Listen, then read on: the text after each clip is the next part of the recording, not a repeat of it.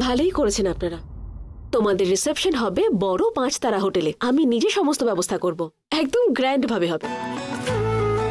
নন্দিনী নিজের পছন্দ মতো ছেলেই পেয়েছে, তাও আবার আপনারা যেরকম চেয়েছিলেন সেরকমই ধনী পরিবারের। আরে কিরে তুই এখানে? আমি যেখানে কাজ করি তুই সেটা কি করে জানলি বলতো?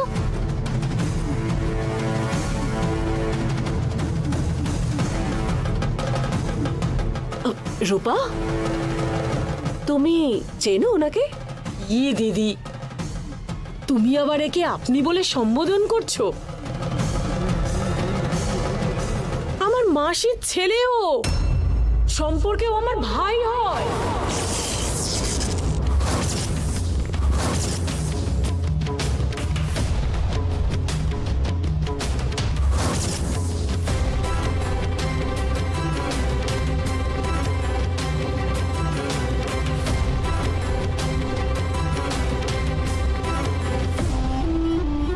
রূপা, এ তোমার ভাই?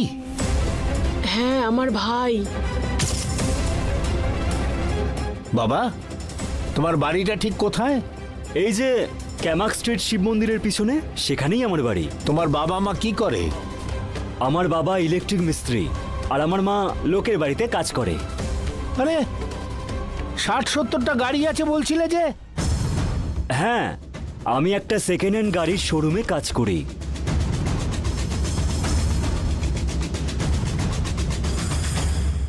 আমাদের শোরুমে কোনো গাড়ি এলে ওটা চালিয়ে আমি বলে দিই যে গাড়ির কন্ডিশন কিরকম। কি সর্বনাশ হলো! তাহলে ব্র্যান্ডেড জামা কাপড় পরে তুমি ঘুরতে যে? আরে ওইসব ফ্যান্সি মার্কেটে পাওয়া যায়, শোরুমে গেলে তো 5,000 টাকা দিতে হবে। ওটাই তো ফ্যান্সি মার্কেটে 1000 টাকায় পাওয়া যাবে।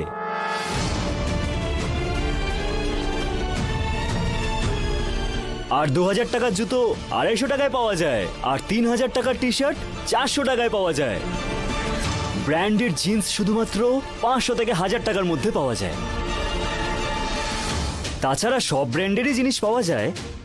আমি কোনোদিনও ব্র্যান্ডেড জিনিস পরিনি, সবই ডুপ্লিকেট।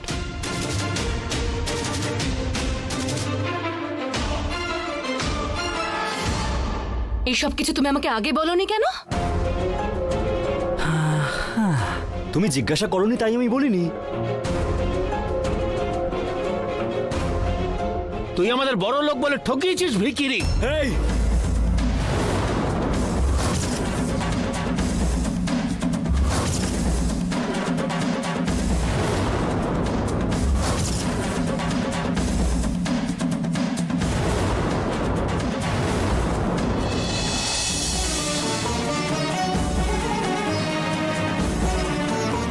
আমি যে বড় লোক সেটা কি আপনাদের নিজে থেকে বলেছি কোনোদিন?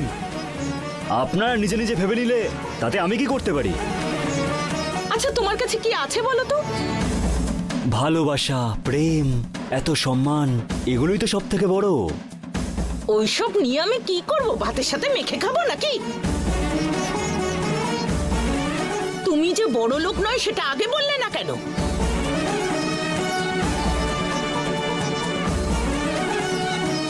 তুমি যে একটা গরিব ঘরের ছেলে সেটা তো আগে বলতে পারতে।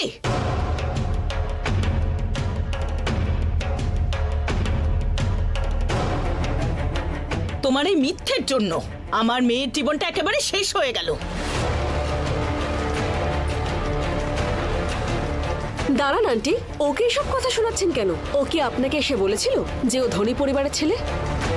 বা উল্টে আপনি কি ওকে জিজ্ঞেস করেছিলেন? করেননি তো?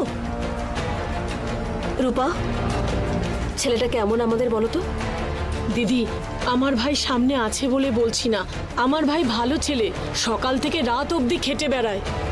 সত্যি কথা বলতে 1 টাকাও ভুলভাল ভাবে খরচা করে না দিদি। ও একটু ফিটফাট হয়ে থাকে সারাদিন।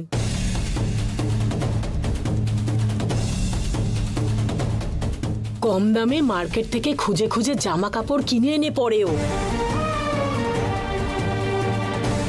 কোনোদিনও রেস্টুরেন্টে বা বাইরের খাবার কিনেও খায় না।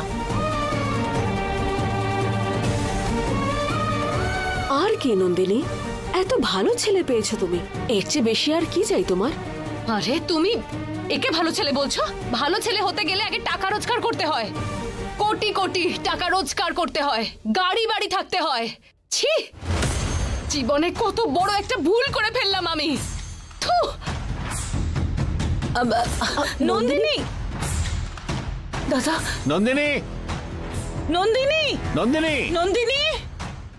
দেখো বিজয়, তুমি আবার এই সমস্ত কিছু দেখে রাগ করে বসো না। নন্দিনী খুব বড় একটা ভুল বুঝে তোমাকে বিয়ে করে বসেছে। বিয়ের পরে ও যখন তোমার সত্যিটাকে জানতে পারলো, তখন তুমি ওর এক্সপেকটেশনস পূরণ করতে পারলে না। সেই জন্যই ও খুব ডিসঅ্যাপয়েন্ট হয়ে পড়েছে। এরকম তো সবার জীবনেই হয়। কয়েকদিন পর সব ঠিক হয়ে যাবে, চিন্তা করো না একদম।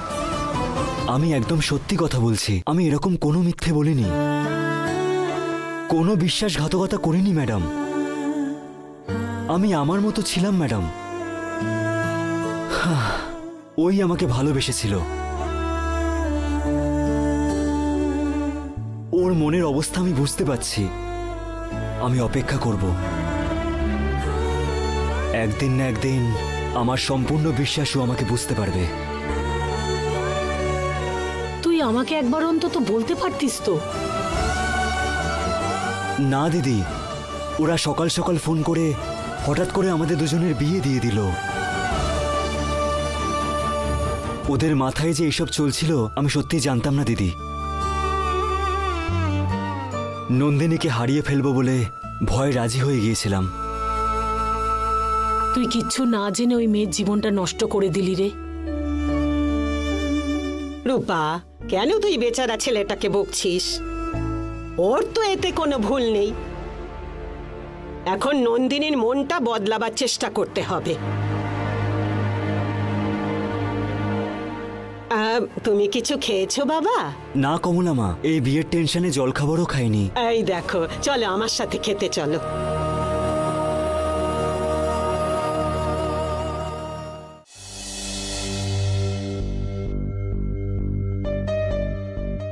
দাদা, আমার মেয়ের জীবনটা একেবারে শেষ করে দিয়ে নিশ্চিন্তে বসে আছো? কে জানতো যে ও আমাদের এইভাবে ঠকাবে? ছেলেটা ঠকিয়েছে সেটা বলো না দাদা, তুমি ঠকেছো সেটা বলো। কেউ যদি ভালো ভালো জামা কাপড় পরে তারপরেও তার মুখ দেখে বোঝা যায় দাদা যে সে গরিব ঘরের ছেলে না বড় লোক। ওর মুখ দেখেই বোঝা যাচ্ছিল যে ও খুবই গরিব ঘরের ছেলে। ওর কথা শুনেও তুমি বুঝতে পারছিলে না দাদা?